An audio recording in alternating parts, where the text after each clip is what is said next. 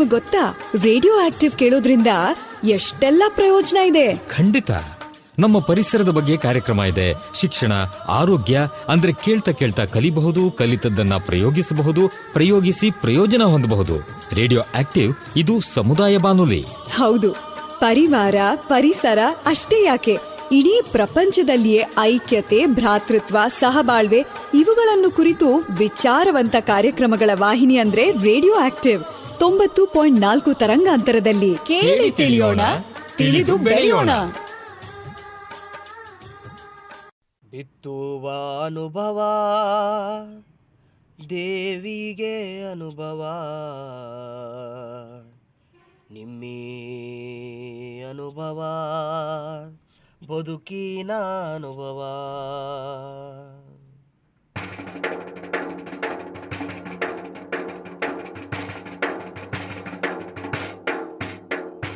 ಬಿತ್ತುವ ಅನುಭವ ದೇವಿಗೆ ಅನುಭವ, ಅನುಭವ ಬದುಕಿನ ಅನುಭವ. ಬಿತ್ತುವ ಅನುಭವ ದೇವಿಗೆ ಅನುಭವ, ನಿಮ್ಮಿ ಅನುಭವ ಬದುಕಿನ ಅನುಭವ. ವಯೋಸಹಜ ಮುಪ್ಪಿಗೊಂದು ಸವೆಸ ಬಂದ ಹಾದಿಯ ನೆನಪಿಗೊಂದು ದೇಹವೆಂಬ ನರನಾಡಿ ಎಲುಬುಗಳ ಮತ್ತಕ್ಕೊಂದು ಎದೆಯ ಒಳಗೆ ಅರಿವಿಗೊಂದು ಜೀವ ನೀಡುವ ಚೈತನ್ಯ ಜ್ಞಾನ ವಿಜ್ಞಾನದ ಬೆಳಕು. ಬಿತ್ತುವ ಅನುಭವ ದೇವಿಗೆ ಅನುಭವ, ನಿಮ್ಮಿ ಅನುಭವ ದೇವಿಗೆ ಅನುಭವ. ನಿಮ್ಮಂತ ರಂಗದ ಕದ ತೆಗೆದು ಬನ್ನಿ, ಮುಪ್ಪಿನ ಬದುಕಿಗೆ ಚೈತನ್ಯ ತುಂಬುವ.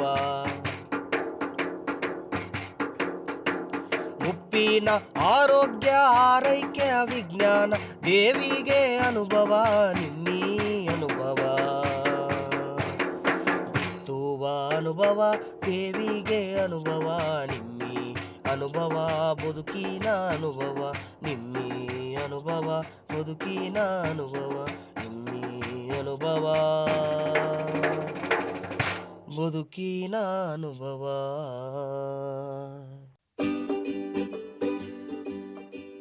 ನಮಸ್ಕಾರ ಕೇಳುಗರೆ, ನೀವು ಕೇಳ್ತಾ ಇದ್ದೀರಿ 90.4 ಕಂಪನಾಂಕಗಳ ಸಿಆರ್ ರೇಡಿಯೋ ಆಕ್ಟಿವ್. ಇದು ಬೆಂಗಳೂರಿನ ಮೊಟ್ಟಮೊದಲ ಸಮುದಾಯ ಬಾನುಲಿ ಕೇಂದ್ರ, on initiative of the department of media studies, Jain deem to be university. ನಾನು ನಿಮ್ಮ ರೇಡಿಯೋ ಗೆಳತಿ ಪದ್ಮಪ್ರಿಯ. ಇವತ್ತಿನ ಅನುಭವ ಕಾರ್ಯಕ್ರಮಕ್ಕೆ ತಮ್ಮೆಲ್ಲರಿಗೂ ಆತ್ಮೀಯ ಆದರದ ಸ್ವಾಗತ. ಕೇಳುಗರೆ, ಅನುಭವ ಕಾರ್ಯಕ್ರಮದ ಪ್ರಾಯೋಜಕರು ವಿಜ್ಞಾನ ಪ್ರಸಾರ ಮತ್ತು ಅಳಗಪ್ಪ ವಿಶ್ವವಿದ್ಯಾನಿಲಯ ಹಾಗೂ project is conceived by doctor Sridhar, mentored by Saisudha. ಕೇಳುಗರೆ, ಹಾಗಾದರೆ ಇವತ್ತಿನ ಅನುಭವ ಕಾರ್ಯಕ್ರಮದಲ್ಲಿ ಯಾರಿದ್ದಾರೆ ಅಂತ ತಾವೆಲ್ಲ ಕುತೂಹಲದಿಂದ ಕಾಯ್ತಾ ಇದ್ದೀರಿ ಅಂತ ನನಗೆ ಗೊತ್ತು. ಕೇಳುಗರೆ, ಇವತ್ತು ನಮ್ಮ ಜೊತೆ ಇದ್ದಾರೆ ಅನುಸೂಯ ಶರ್ಮಾ ಅವರು. ಅನುಸೂಯ ಶರ್ಮಾ ಅವರ ವಿಶೇಷತೆ, ಇವರೊಬ್ಬ ಹಿರಿಯ ನಾಗರಿಕರಾಗಿದ್ದಾರೆ ಮತ್ತು ನಮ್ಮ ಬೆಂಗಳೂರು ನಗರ ಪ್ರದೇಶದಲ್ಲಿ ಮೊಟ್ಟ ಮೊದಲ ಹಿರಿಯ ನಾಗರಿಕರ ಆರ್ಗ್ಯಾನಿಕ್ ಟೆರೆಸ್ ಗಾರ್ಡನ್ನ ಮಾಡ್ತಾ ಇದ್ದಾರೆ. ಬನ್ನಿ ಹಾಗಾದರೆ ಅವ್ರನ್ನ ಇವತ್ತು ಕಾರ್ಯಕ್ರಮಕ್ಕೆ ಬರಮಾಡ್ಕೊಳ್ತಾ ಅವರು ಈ ಒಂದು ಆರ್ಗ್ಯಾನಿಕ್ ಟೆರೆಸ್ ಗಾರ್ಡನಿಂಗ್ ಬಗ್ಗೆ ಏನು ಹೇಳ್ತಿದ್ದಾರೆ, ಹಾಗೂ ನಮ್ಮ ಹಿರಿಯ ನಾಗರಿಕರು ಸಾಕಷ್ಟು ಜನ ಕಾರ್ಯಕ್ರಮದಲ್ಲಿದ್ದಾರೆ, ಅವರು ಏನೆಲ್ಲ ಪ್ರಶ್ನೆಗಳನ್ನ ಕೇಳ್ತಿದ್ದಾರೆ ಅಂತ ಕಾರ್ಯಕ್ರಮದ ಮೂಲಕ ಕೇಳಿ ಬರೋಣ. ಹಲೋ ಮೇಡಮ್, ಅವ್ರು ಕೇಳ್ತಾ ಇದ್ದಾರೆ, ಇವಾಗ ಪಾಟಲ್ಲಿ ಇಡೋದು ಒಳ್ಳೇದಾ ಗಿಡ ಅಥವಾ ಡೈರೆಕ್ಟ್ ಆಗಿ ನಾಟಿ ಮಾಡೋದು ಒಳ್ಳೇದಾ ಅಂತ ಕೇಳ್ತಾ ಇದ್ದಾರೆ ಮೇಡಮ್ ಅವರು. ಡೈರೆಕ್ಟ್ ಆಗಿ ನಾಟಿ ಯಾತ್ರಲ್ಲಿ ಮಾಡ್ತೀರಾ? ಇಲ್ಲ, ಈಗ ನೋಡಿ ಕೆಲವು ಗಿಡಗಳನ್ನ ಗಿಡ ಬರ್ಸಿ ನಾಟಿ ಮಾಡ್ಬೇಕಾಗತ್ತೆ, ಇನ್ನು ಕೆಲವನ್ನ ನೇರವಾಗಿ ಬಿತ್ತನೆ ಮಾಡ್ಬೇಕಾಗತ್ತೆ. ಆಯ್ತಾ? ಅದರಿಂದ ನೀವು ಮಾಡ್ಕೊಂಡು ಪಾಟ್ ಒಳಗೆ ನೆಟ್ಕೊಳ್ಳೋದು ಒಳ್ಳೇದು. ನನ್ನ ಕೇಳಿದ್ರೆ ಪರ್ಟಿಕ್ಯುಲರ್ ಆಗಿ ತರಕಾರಿ ಗಿಡಗಳಲ್ಲಿ ನೀವು ಟೊಮೆಟೊ, ಮೆಣಸಿನಕಾಯಿ, ಬದನೆಕಾಯಿ ಇಂಥದನ್ನೆಲ್ಲ ಒಟ್ಟು ಬೀಜಗಳನ್ನ ಹಾಕಿ, ಒಂದು 10 ಬೀಜ ಹಾಕಿ ಅದರಲ್ಲಿ ಚೆನ್ನಾಗಿ ಬಂದಿರುವಂತಹ ಗಿಡಗಳನ್ನ ಆರಿಸಿ ನಾವು ಪಾಟ್ ಒಳಗಡೆನಲ್ಲಿ ನೆಟ್ಕೋತೀವಿ. ಈಗ ಹುರುಳಿಕಾಯಿ ಅಂತದೆಲ್ಲ ಹಾಕ್ಬೇಕಾದ್ರೆ, ಬೆಂಡೆಕಾಯಿ, ಹುರುಳಿಕಾಯಿ ಇಂಥದೆಲ್ಲ ನೇರವಾಗಿ ಬಿತ್ತನೆ, ಅಂದ್ರೆ ನೀವು ಯಾವ ಜಾಗದಲ್ಲಿ ಹಾಕ್ಬೇಕು ಅಂತ ಇರ್ತೀರಾ ಅದೇ ಜಾಗದಲ್ಲಿ ಹಾಕ್ಬೇಕಾದನ್ನ ಮುಂಚಿತವಾಗಿ. ನಾಟಿ ಮಾಡೋದಕ್ಕೆ ಅವಕಾಶ ಇರಲ್ಲ ಅದ್ರಲ್ಲಿ. ಮ್ಯಾಮ್, ಹಾಗಾದ್ರೆ ನೀವು ನಿಮ್ಮ ಟೆರೆಸ್ ಗಾರ್ಡನಿಂಗ್ ಅಲ್ಲಿ ಏನೇನೆಲ್ಲ ಬೆಳಿತೀರಿ ಮ್ಯಾಮ್? ಆ, ಈಗ ನನ್ನ ಕೇಳಿದ್ರೆ ಸ್ವಲ್ಪ ಕಷ್ಟ ಉತ್ತರ ಹೇಳೋದು, ಯಾಕಂದ್ರೆ ತುಂಬಾ ವರ್ಷಗಳಿಂದ ಇದೆಯಲ್ಲ, ಈ ಹಳೆ ನೆಂಟನ್ನ ಬಿಡಕ್ಕಾಗಲ್ಲ. ಹಾಗಾಗಿ ನಾನು ತುಂಬಾ ಗಿಡಕ್ಕೋಸ್ಕರ ಅಂತಾನೆ ಇಟ್ಕೊಂಡಿದ್ದೀನಿ. ಅದರಿಂದ ಏನ್ ಪ್ರಯೋಜನ ಇದೆಯೋ ಇಲ್ವೋ ಗೊತ್ತಿಲ್ಲ. ಆತರ ಅಂದ್ರೆ ಯಾಕೆ ಹೇಳ್ತಾ ಇದ್ದೀನಿ ಅಂದ್ರೆ, ಬೇಕಾದಷ್ಟು ತರಹದ ಗಿಡಗಳನ್ನ ಬೆಳಿಬಹುದು. ಈಗ ನಮ್ಮ ಟೆರೆಸ್ ಗಾರ್ಡನ್ ಅಲ್ಲಿ ಇದ್ರದ್ದು ಹೂವಿನ ಗಿಡಗಳಿದೆ, ಬೇಕಾದಷ್ಟು ತರಹದ ಹೂವಿನ ಗಿಡಗಳಿದೆ. ಮತ್ತೆ ತರಕಾರಿಗಳನ್ನ ಸೀಸನ್ ಅಲ್ಲಿ ಹಾಕ್ಬೇಕಾಗತ್ತೆ. ಈಗ ನೋಡಿ, ಜೂನ್ ಅಲ್ಲಿ ಹಾಕೋದಾದ್ರೆ ನಾವು ಎಲ್ಲಾ ತರಕಾರಿನೂ ಹಾಕ್ಬೋದು, ಎಲ್ಲಾ ಸೊಪ್ಪುಗಳನ್ನ ಬೆಳ್ಕೋಬಹುದು. ಮತ್ತೆ ಇದ್ರ ಜೊತೆನಲ್ಲಿ ನಮಗೆ ದಿನನಿತ್ಯ ಉಪಯೋಗಕ್ಕಾಗುವಂತಹ ತುಳಸಿ ಇರ್ಬೋದು, ದೊಡ್ಡಪತ್ರೆ ಇರ್ಬೋದು, ಇವುಗಳನ್ನ ಬಸಳೆ ಇರ್ಬೋದು, ಇಂಥದನ್ನೆಲ್ಲ ಬೆಳ್ಕೊಂಡಾಗ ಏನಾಗತ್ತೆ ಅಂತಂದ್ರೆ ದಿನನಿತ್ಯದ ಬಳಕೆಗೆ ಬೇಕಾಗುವಂತಹದ್ದು ಸಮಸ್ತವೂ ಸಿಕ್ಕತ್ತೆ. ಮತ್ತೆ ಇನ್ನೊಂದೇನಂದ್ರೆ, ಬಳ್ಳಿ ತರಕಾರಿಗಳನ್ನ ಹಾಕೋದಾದ್ರೂ ಕೂಡ ಮೇ ಎಂಡಲ್ಲಿ, ಅಂದ್ರೆ ಮೊದಲ ಮಳೆ ಬಂದ ತಕ್ಷಣ, ಮುಂಗಾರು ಮಳೆ ಬಂದ ತಕ್ಷಣ ನಾವು ಆ ಬಳ್ಳಿ ತರಕಾರಿಗಳನ್ನ ಗಿಡ ಮಾಡ್ಕೋತೀವಿ. ಅಂದ್ರೆ ಸಣ್ಣ ಸಣ್ಣ ಕವರ್ಗಳಲ್ಲಿ ಬೀಜಗಳನ್ನ ಹಾಕಿ ಗಿಡಗಳನ್ನ ಬೆಳೆಸ್ಕೊಂಡು ಆಮೇಲೆ ಅದನ್ನ ಪುನರ್ ನಾಟಿ ಮಾಡ್ತೀವಿ ಎಲ್ಲಿ ಹಾಕ್ಬೇಕು ಅಲ್ಲಿಗೆ. ಆತರ ಹಾಕಿದಾಗ ನಿಮ್ಗೆ ಈ ಸೆಪ್ಟೆಂಬರ್ ಅಕ್ಟೋಬರ್ ಹೊತ್ತಿಗೆ ಡಬಲ್ ಬೀನ್ಸ್ ಇರ್ಬೋದು, ಚಪ್ರದವರೆಕಾಯಿ ಇರ್ಬೋದು, ಸೀಮೆ ಬದನೆಕಾಯಿ ಇರ್ಬೋದು, ಇಂಥವೆಲ್ಲ ವಿಂಗಡ್ ಬೀನ್ಸ್ ಇರ್ಬೋದು, ಇಂಥವನ್ನೆಲ್ಲಾನು ಸಾಧಾರಣ ನಾವು ಜೂನ್ ಮೊದಲ ವಾರದಲ್ಲಿ ಅಥವಾ ಮೇ ತಿಂಗಳ ಕೊನೆಯಲ್ಲಿ ಹಾಕಿದ್ರೆ ಬರುತ್ತೆ. ಮತ್ತೆ ಈಗ ನಿಮ್ಗೆ ಮೆಂತ್ಯ ಸೊಪ್ಪು ಮತ್ತೆ ಕೊತ್ತಂಬರಿ ಸೊಪ್ಪು ಇಂಥದೆಲ್ಲ, ಪಾಲಕ್, ಇವೆಲ್ಲವೂ ಈ ಸಮಯದಲ್ಲಿ ಅಂದ್ರೆ ದೀಪಾವಳಿ ಆದ ನಂತರ ಹಾಕಿದ್ರೆ, ಅಂದ್ರೆ ಸೆಪ್ಟೆಂಬರ್ ಅಕ್ಟೋಬರ್ ಟೈಮ್ ಅಲ್ಲಿ ಹಾಕಿದಾಗ ನಿಮ್ಗೆ 1.5 ತಿಂಗಳೊಳಗಡೆ ಆ ಸೊಪ್ಪುಗಳನ್ನ ನಾವು ಇದು ಮಾಡ್ಕೋಬಹುದು. ಇದೆಲ್ಲವನ್ನು ಬೆಳೆಯುವಂತಹ ಒಂದು ಸಾಧ್ಯತೆ ತಾರಸಿ ತೋಟದಲ್ಲಿ ಇದೆ.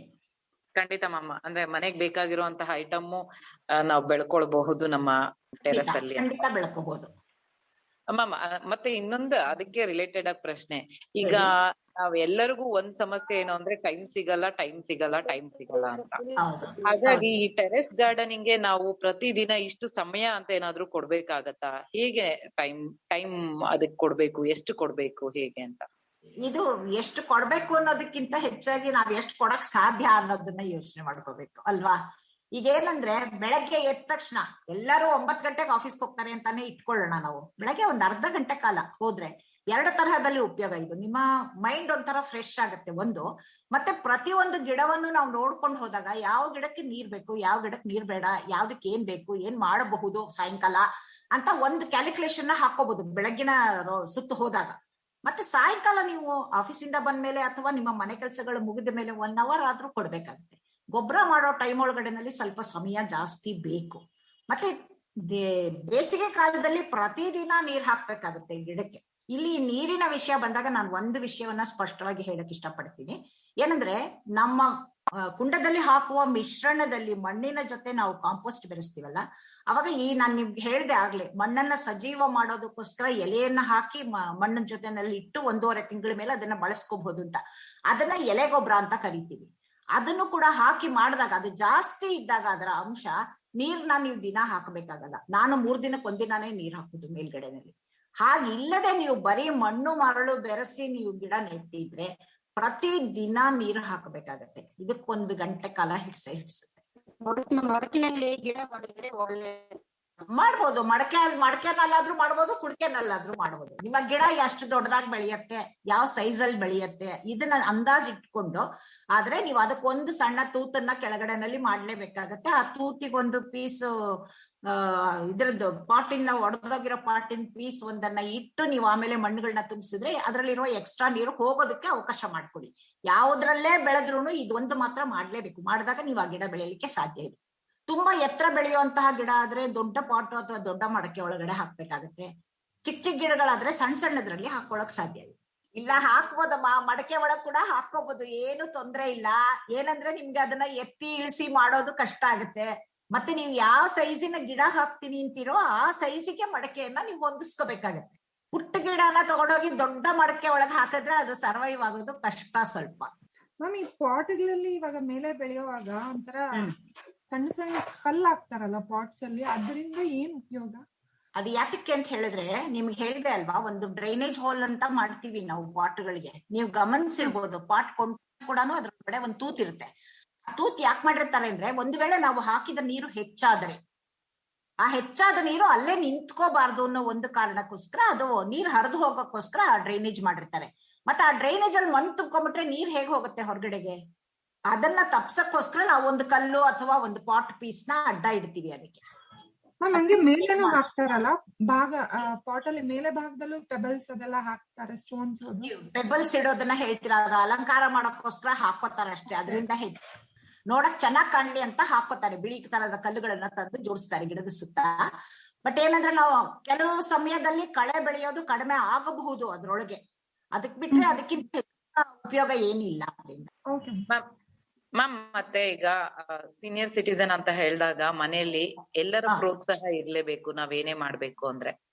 ಹಾಗಾಗಿ ಮನೆಯವರ ಪ್ರೋತ್ಸಾಹ ಪಡ್ಕೊಳ್ಳೋದು ಹೇಗೆ? ಈಗ ನಾವೇನಾದ್ರೂ ಆತರ ಮಾಡ್ತೀವಿ ಅಂತ ಹೇಳಿದಾಗ ಸೀನಿಯರ್ ಸಿಟಿಸನ್ ಏನ್ ಹೇಳ್ತಾರೆ ಮನೆಯವರು, ನೀನೇನಾದ್ರೂ ಮಾಡಕ್ ಹೋಗಿ ಬಿದ್ದಿ ಅದು ಇದು ಮಾಡ್ಕೊಂಡ್ರೆ ನಾನು ಹಾಸ್ಪಿಟ್ಲಿಗೆ ದುಡ್ಡು ಇಡಕ್ ಆಗಲ್ಲ, ಇರಕ್ ಆಗಲ್ವಾ ನಿಂಗೆ?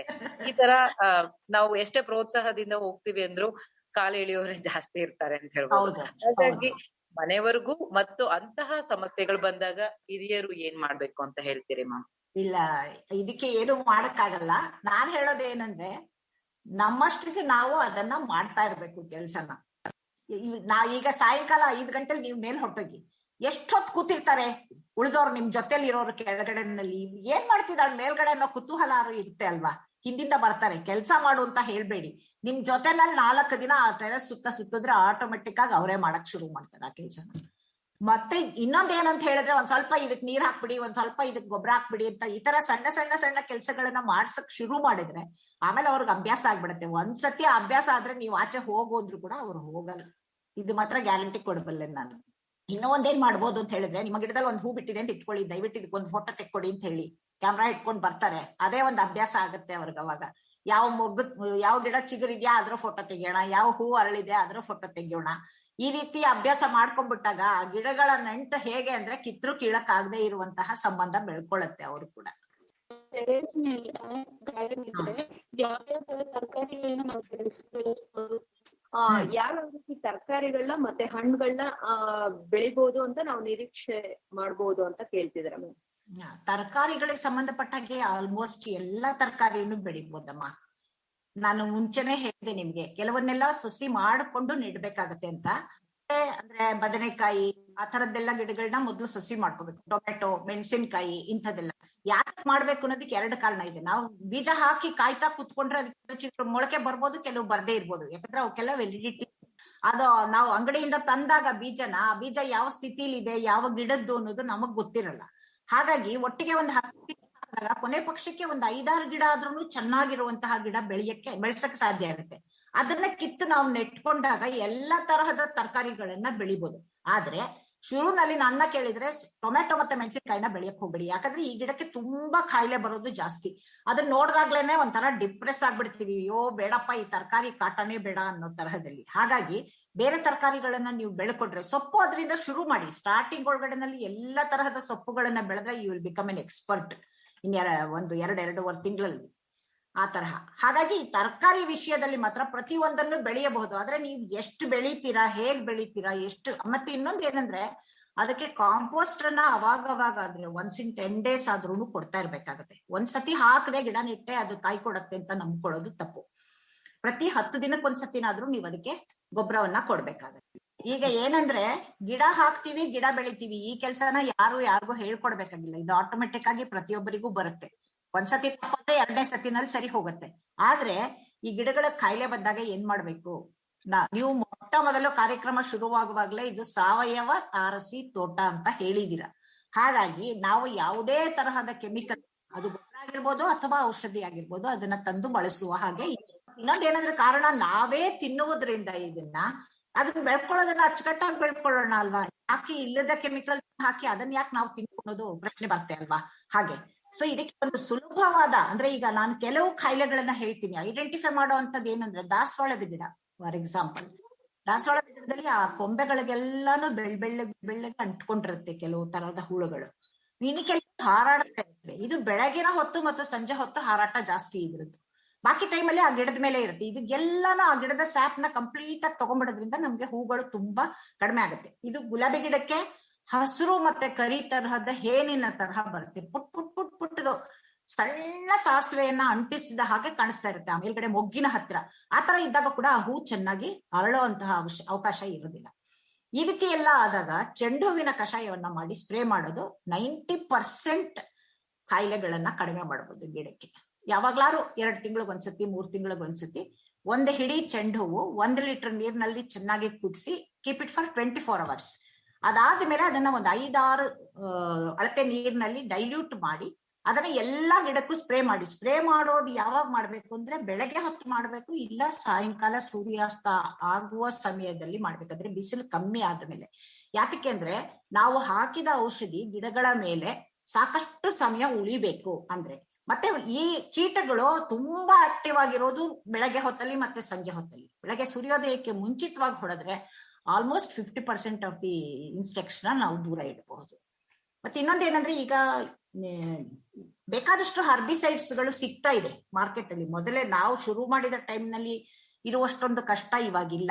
ನೀವು ಆರ್ಗ್ಯಾನಿಕ್ ಸ್ಪ್ರೇಗಳು ಬೇಕು ಅಂತ ಕೇಳಿದ್ರೆ ಅಂಗಡಿಗಳಲ್ಲಿ ಕೂಡ ಸಿಗ್ತಾ ಇದೆ. ಅದನ್ನ ತಂದು ಡೈಲ್ಯೂಟ್ ಮಾಡಿ ಹೊಡಿಬಹುದು. ಆದ್ರೆ ಮನೆಯಲ್ಲಿ ತುಂಬಾ ಸುಲಭದಲ್ಲಿ ಮತ್ತೆ ತುಂಬಾ ಕಡಿಮೆ ಖರ್ಚಿನಲ್ಲಿ ಮಾಡ್ಕೋಬಹುದಾದ್ದು ಅಂದ್ರೆ ಈ ಚೆಂಡುವಿನ ಕಷಾಯ. ಇದು ಒಂದು. ಎರಡನೇದೇನು ಅಂತ ಹೇಳಿದ್ರೆ, ನಾವು ತೆಂಗಿನಕಾಯಿ ಹೊಡೆದಾಗ ಕುಡಿಯೋ ಅಂಥವ್ರು ಇದ್ರೆ ಮನೆಯಲ್ಲಿ ಎಳ್ನೀರು ಕುಡಿತೀವಿ, ಇಲ್ಲದೇ ಇದ್ರೆ ಕುಡಿಯಲ್ಲ. ಈ ಎಳ್ನೀರ್ನ ಡೈಲ್ಯೂಟ್ ಮಾಡಿ ಕೂಡ ನಾವು ಸ್ಪ್ರೇ ಮಾಡ್ಬೋದು. ಇದು this works as A growth promoter ಅಂತ ಹೇಳ್ತೀವಿ.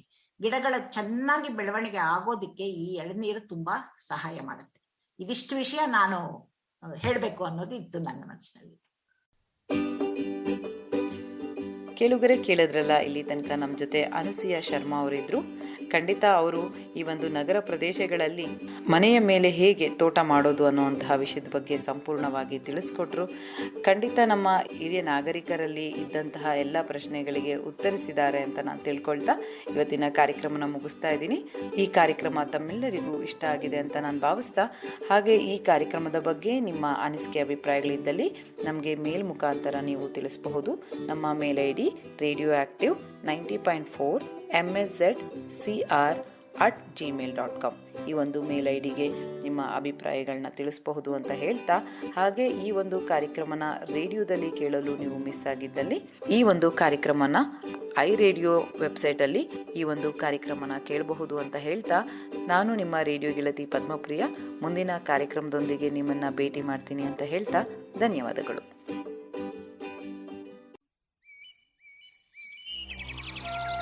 ನೀವ್ ಕೇಳ್ತಾ ಇದ್ದೀರಾ ಬೆಂಗಳೂರಿನ ಮೊದಲನೇ ಸಮುದಾಯ ಬಾನುಲಿ ರೇಡಿಯೋ ಆಕ್ಟಿವ್ 90.4 ಮೆಗಾಹರ್ಟ್ಸ್. ಕೇಳಿ ರೇಡಿಯೋ ಆಕ್ಟಿವ್, ಆಗಿ ಆಕ್ಟಿವ್.